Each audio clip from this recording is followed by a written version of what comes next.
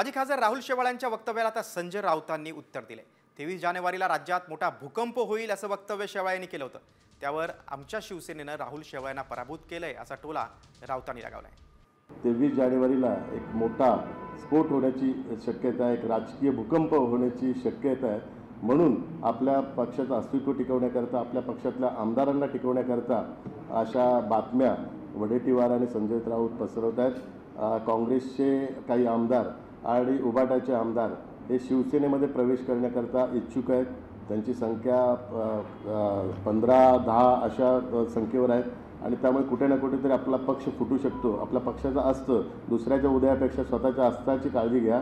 आपल्या पक्षाच्या अस्ताची आता वेळ आलेली आहे, त्यामुळे हा पक्षाचा अस्त होऊ नये म्हणून हा 23 जानेवारीला जो राजकीय भूकंप होणार आहे।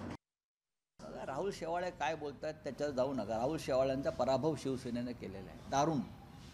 कोणाचं काय तुम्ही फार महत्त्व देत आहे? तुम्ही तुमचे सगळे लटकते आणि भटकते आत्मा होणार आहेत। नंतर या दारातून त्या दारात, ह्या दारातून सगळे लटकते भटकते आत्मा फिरणार आहेत। अमित शहांचा आशीर्वाद आहे म्हणून निवडणूक आयोग तुमच्या पाठीशी आहे। अमित शहांचा आशीर्वाद आहे म्हणून सर्वोच्च न्यायालय हवा तसा निकाल तुम्हाला देतो आहे। अजून काय आहे तुमच्याकडे?